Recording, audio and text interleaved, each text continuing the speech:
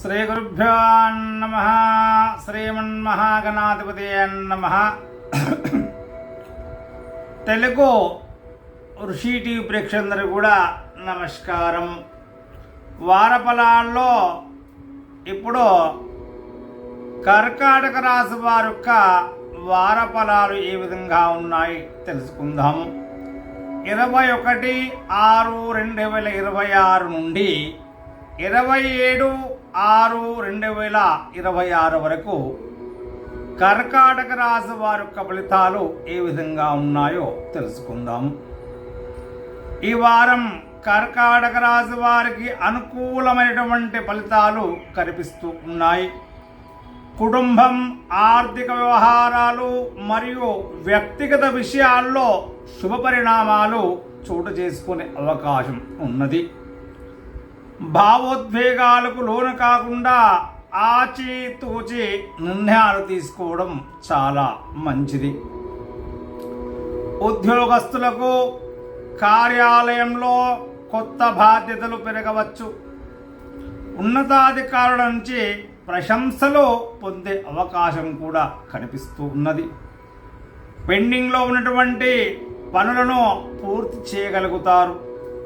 వ్యాపారులకు కొత్త అవకాశాలు వచ్చే సూచనలు కనిపిస్తూ ఉన్నాయి. భాగస్వామ్య వ్యాపారాల్లో లాభాలు ఎక్కువగానే ఉంటాయి. అయితే కొత్త పెట్టుబడులు పెట్టే ముందు పూర్తిగా పరిశీలించి పెట్టడం చాలా శుభదాయకంగా ఉంటుంది. ఈ వారం ఆదాయమంతా కూడా సంతృప్తికరంగానే ఉంటుంది.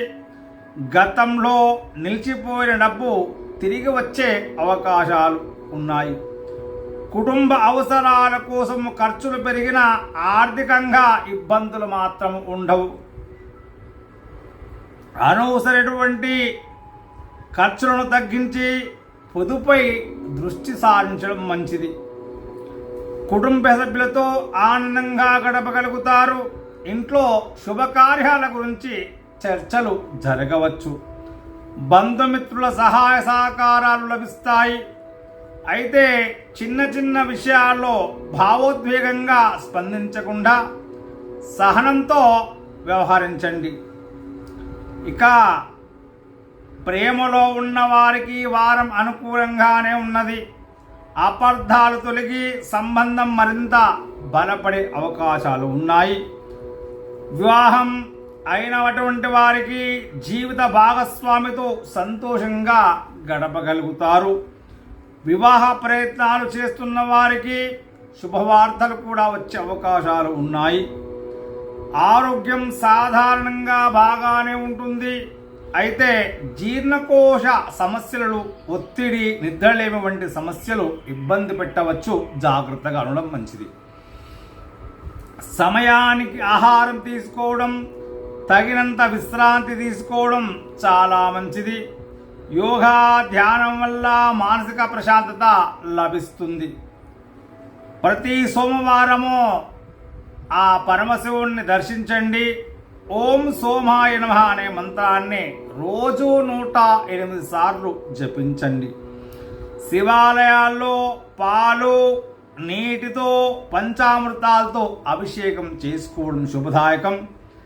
తెల్లని బియ్యము లేదా పాలు శివాలయంలో అర్చకుడికి దానంగా చేయండి.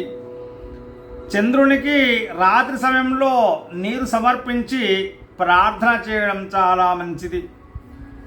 ఇక అదృష్ట సంఖ్యలో 2, 7. అదృష్ట రంగులు తెలుపు, వెండి రంగు. శుభదినాలు గురువారము, సోమవారము ఈ యొక్క రాశి వారికి శుభదినంగా చెప్పబడుతుంది. శుభం భూయాత్. శ్రీ గురుభ్యో